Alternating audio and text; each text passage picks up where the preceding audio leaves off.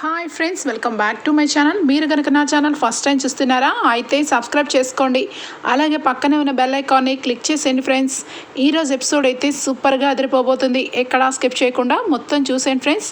అప్పుడే మీరు ఎంజాయ్ చేయగలుగుతారు. నచ్చినట్లయితే ఒక లైక్ ఇచ్చి ఎంకరేజ్ చేసేయండి ఫ్రెండ్స్.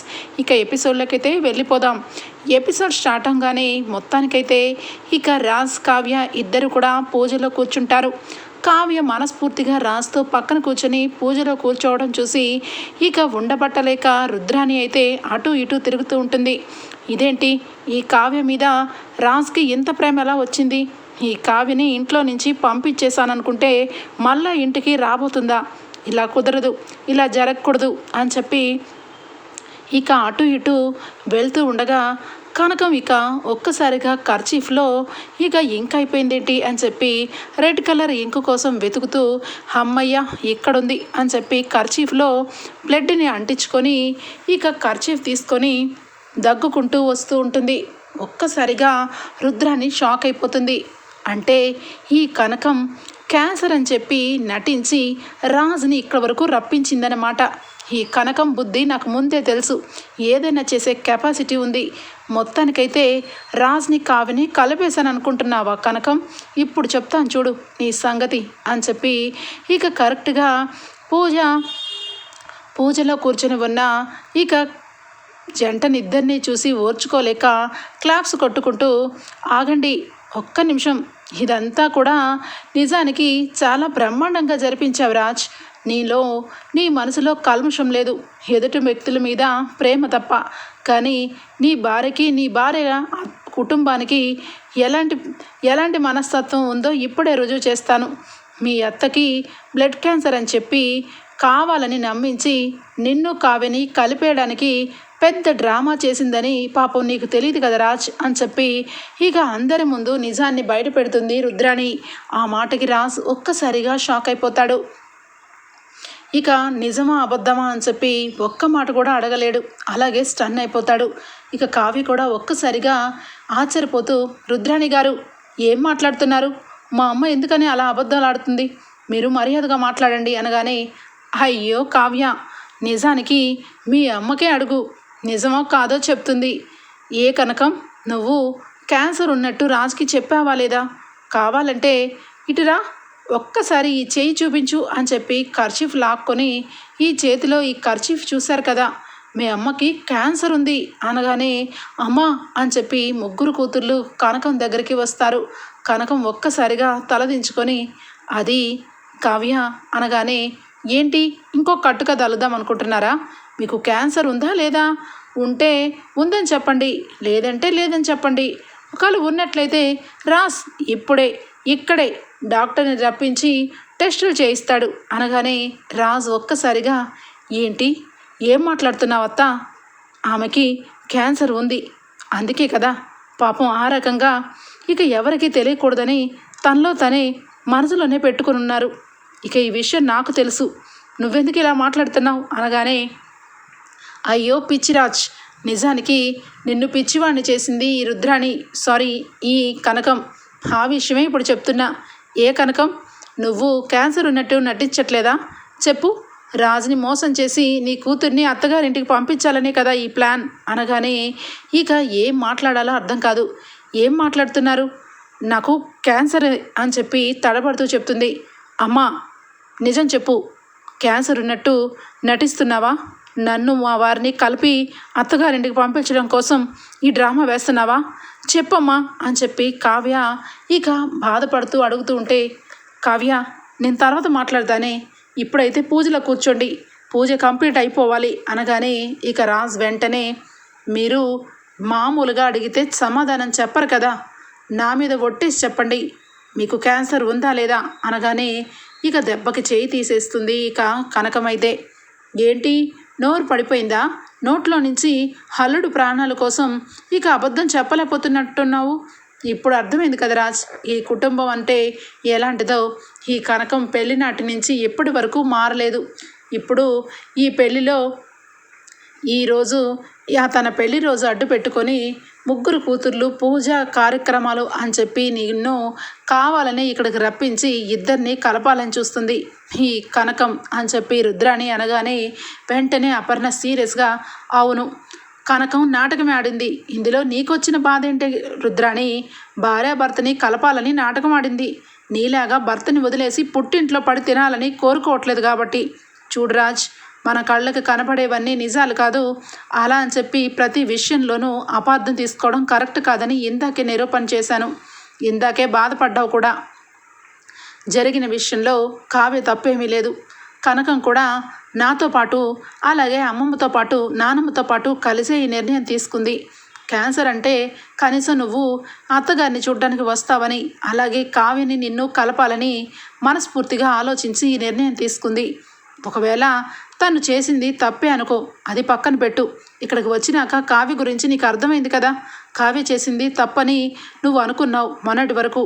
ఎప్పుడైతే ఇక్కడికి అడుగు పెట్టావో ఇక్కడే తెలిసింది కదా కావ్య గురించి నువ్వు అపార్థం చేసుకున్నావని అని చెప్పి అపర్ణ అనగానే, లేదు మమ్మీ, నేను అబద్ధాన్ని తట్టుకోలేను, మోసాన్ని అంతకుండా తట్టుకోలేను. నన్ను మోసం చేసింది కుటుంబం, నేను ఇక్కడ ఒక్క నిమిషం కూడా ఉండలేను అని చెప్పి రాజు అయితే ఇక అక్కడి నుంచి వెళ్ళిపోతాడు. ఒక్కసారిగా ఇక కనకం అయితే దెబ్బకి కింద కూర్చొని బాధపడుతూ ఉంటుంది. ఎందుకమ్మా బాధపడుతున్నావు? నన్ను అలాగే మీ అల్లుడు గారిని కలపాలని అనుకున్నావు, మంచి పనే. కానీ ఎందుకమ్మా ఈ అబద్ధాలు? ఈ అబద్ధాల వల్ల మనం ఇప్పుడు ఏం సాధించాము? చివరాఖరికి మనం మోసపోయాము, మనం మోసపూరిత కుటుంబం అని ఆయన నింద వేసి వెళ్తున్నారు. ఇప్పుడు నీకు సంతోషంగా ఉంది కదమ్మా అని చెప్పి కావ్య బాధపడుకుంటూ నీరసంగా అక్కడి నుంచి వెళ్ళిపోతుంది. ఇక మొత్తానికైతే దుగ్గిరాల కుటుంబంలోకి కావ్య ఇంటికి దుగ్గిరాల కుటుంబానికి కావ్య రాకపోవడంతో ఇక కడుపు నింపుకుంటుంది రుద్రాణి. ఇక అదే ఫోర్స్గా అందరూ కూడా ఇంటికి వెళ్ళిపోతారు. ఇక వెంటనే రాజు అయితే చాలా బాధపడతాడు.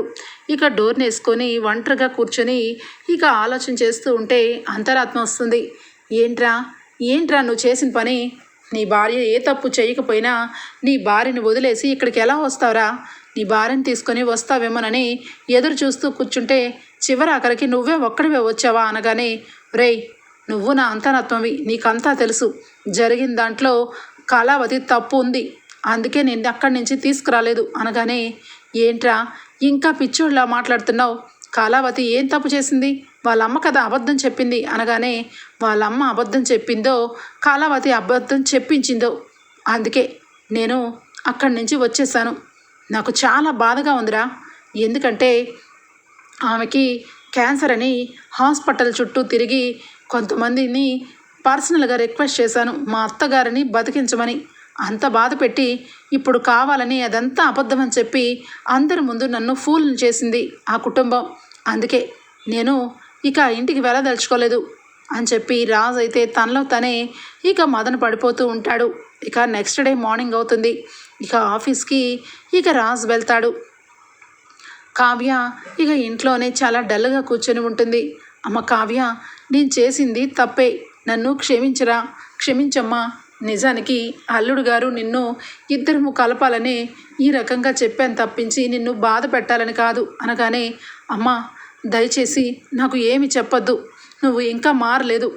స్వప్నక్క పెళ్లి టైంలో కూడా ఉన్న వాళ్ళగా ఇక ఆర్భాటాలు వద్దు అన్నా కూడా వినకుండా వాళ్ళ కుటుంబంలో నీ కూతుర్ని పంపాలని చాలా వరకు అబద్ధాలు చెప్పావు. ఆ అబద్ధాలని ఇప్పుడు వరకు దెప్పి పొడుపుల్లాగా ధాన్యలక్ష్మి రుద్రాణి గారు ఇద్దరు కూడా ఎప్పుడొకప్పుడు మాట జారుతూనే ఉన్నారు. అదంతా పక్కన పెడితే ఇప్పటికిప్పుడు క్యాన్సర్ అని చెప్పి అందరినీ కూడా నమ్మించావు. ముఖ్యంగా మీ అల్లుడు గారిని నమ్మించి మోసం చేశావు. ఇప్పుడు నీకు సరదాగానే ఉంది కదమ్మా అని చెప్పి కావ్య మాత్రం కనకం మాట అస్సలు వినదు. ఇక రాజ్ కూడా ఇక ఆఫీస్కి బయలుదేరి వెళ్తూ ఉంటే అపర్ణ ఇందిరాదేవి ఇద్దరు కూడా రాజ్ దగ్గర, ఒరే రాజ్, నిజానికి నువ్వు చేసిందేమి నచ్చలేదురా. ఆ ఇంటికి వచ్చావు, నీ భార్యతో పక్కన కూర్చున్నావు, నీ భార్య మనసు తెలుసుకున్నావు. ఇప్పుడేమో ఒంటరిగా ఇక్కడికి వచ్చావు, అది కరెక్ట్ కాదు. కావ్యని ఇంటికి తీసుకురారా రాజ్. జరిగింది కావ్య తప్పు కాదని నీకు తెలుసు, కానీ ఎందుకురా ఈ పట్టింపు అనగానే, లేదు మమ్మీ, నేను వెళ్ళలేను, ఆ ఇంటికి అస్సలు వెళ్ళలేను. నాకు కావాలనే మోసం చేశారు. ఈ ప్లాన్లో మీ ఇద్దరి భాగం కూడా ఉందని అర్థమైంది. అందుకే ఇక నేను ఎవరితో మాట్లాడదలుచుకోలేదు. దయచేసి అడ్డు తప్పుకోండి అని చెప్పి ఇక ఆఫీస్కి వెళ్ళిపోతాడు రాజ్. ఇక రాజ్ వెళ్ళగానే ఇక శృతి వస్తుంది.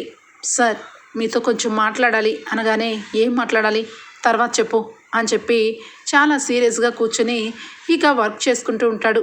అది కాదు సార్, ఇది మీ కుటుంబానికి సంబంధించిన విషయం, పర్సనల్ విషయం, చెప్పకపోతే బాగోదు, అందుకే వచ్చాను అనగానే ఒక్కసారిగా రాజ్ షాక్ అవుతాడు. ఏంటి, ఏం చెప్పాలనుకుంటున్నావు, పర్సనల్ అంటున్నావేంటి అనగానే అది అది అని చెప్పి అంటూ ఉంటుంది. ఏమైందో చెప్పు, ఇంతకీ ఏ విషయం గురించి మాట్లాడాలనుకుంటున్నావు అని చెప్పి రాజ్ అడుగుతాడు. ఏంటో చెప్పు అని చెప్పి అడుగుతాడు రాజ్. అయితే ఇక వెంటనే ఇక రాహుల్ సార్ గురించి, రాహుల్ సార్ ఇక్కడ ఉన్న మేనేజర్తో ఇక చాలాసార్లు మాట్లాడారు. ముఖ్యంగా కావ్య మేడంని ఈ ఇంట్లో నుంచి అలాగే ఈ కంపెనీ నుంచి పంపించాలని చాలా పెద్ద ప్లానే వేసి కావాలని ఒకరోజు ఫేక్ కాల్ లాగా మేనేజర్తో చేయించారు. ఆ విషయం నేను ఇక విన్నాను, కానీ నాకెందుకో భయం వేసింది. రాహుల్ సార్ ఏదన్నా చేస్తారేమోనని ఇక నాకు నేనే ఈ విషయం ఎవరికీ చెప్పలేదు. కానీ ఇప్పుడు నాకు అర్థమవుతుంది, కంపెనీలో కావాలని కావ్య మేడంని తప్పించేసి కంపెనీని బాగా చివర దిగజార్చాలని ఈ ప్లాన్ వేశారని అర్థమైంది. అందుకే ఈ విషయం మీకు చెప్తున్నాను సార్. ఎంతైనా కావ్య మేడం చాలా మంచి వ్యక్తి. ఆ రోజు ఇక ఇమీడియట్లీగా వచ్చి మొత్తం అకౌంట్స్ అన్నీ కూడా చూశారు. ఎక్కడా కూడా ఏ మిస్టేక్ ఉంది అని చెప్పి పదే పదే అడిగారు. కానీ నేను నా అశ్రద్ధతో ఏ విషయం తనతో చెప్పలేదు. కానీ కంపెనీ చాలా ఘోరంగా దెబ్బతినే లాంటి పనులు సార్ చేస్తున్నారు. ముఖ్యంగా ఆ మేనేజర్తో కలిసి ఏదో పెద్ద విషయమే నడిపించారు.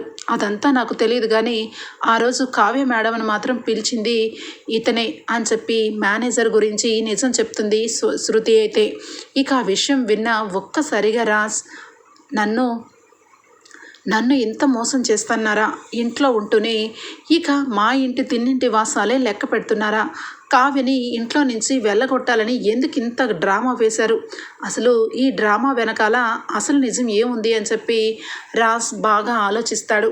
ఇక ఇంటికి రాగానే అపర్ణ అలాగే ఇందిరాదేవి రాజుని చూసి కనీసం కొంచెం కూడా మొహం కూడా చూడరు.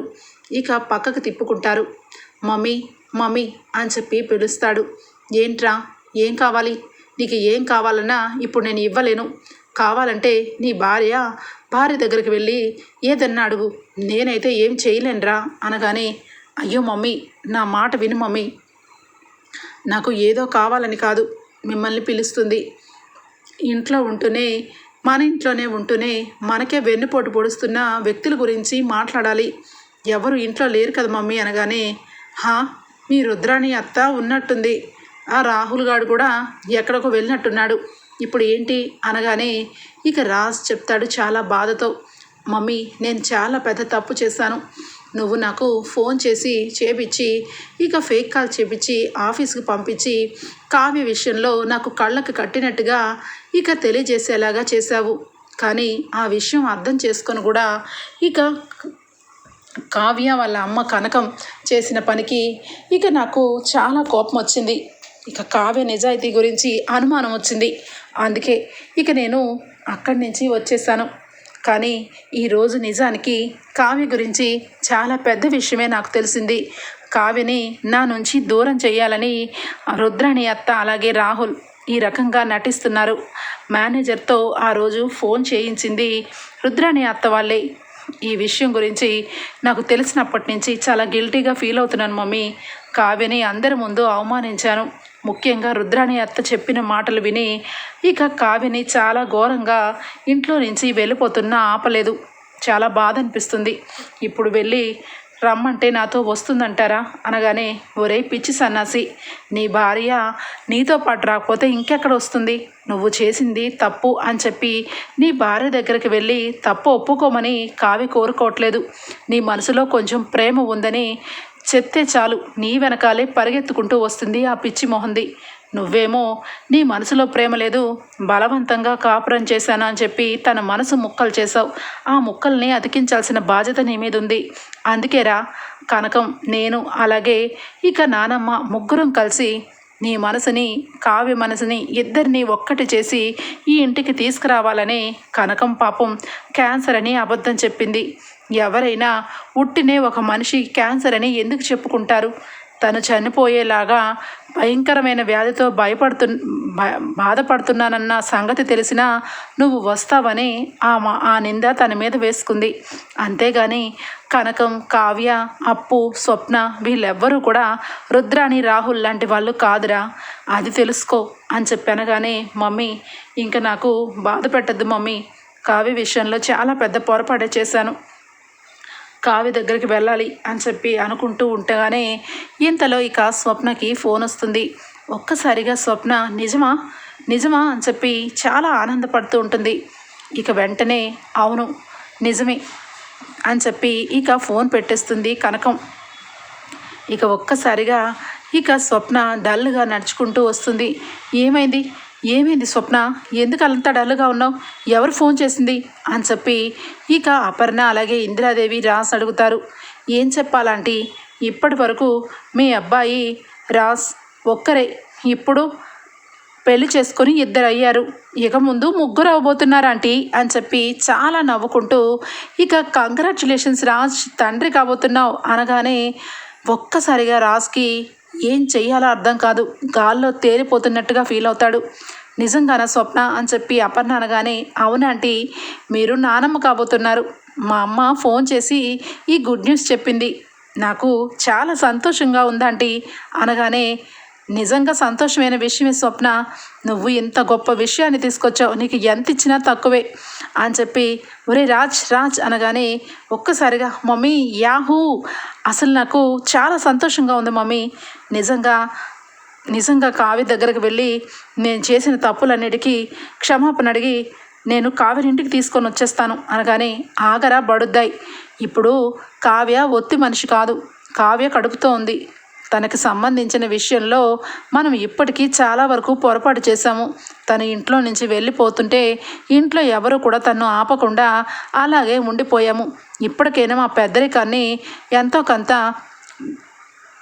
పెద్దరికాన్ని చూపించనివరా అని చెప్పి రేపు మంచి రోజు, రేపు ఇంట్లో వాళ్ళందరము కలిసి కావ్య దగ్గరకు వెళ్ళి కావ్యని మనతో పాటు ఇంటికి తీసుకురావాలి. ఇక అత్తగారింటికి పసుపు కుంకాలతో కావ్య అడుగు పెడుతుంది. తనని ఇంట్లో అందరూ కూడా అర్థం చేసుకోకపోయినా బాధపడలేదు, ముఖ్యంగా నువ్వు అర్థం చేసుకున్నందుకు సంతోషంగా తను మళ్ళీ ఈ గడపలోకి అడుగు పెట్టాలి అంటే మన కుటుంబం అంతా కూడా వెళ్ళి కావ్య దగ్గర నుంచి తీసుకురావాలి.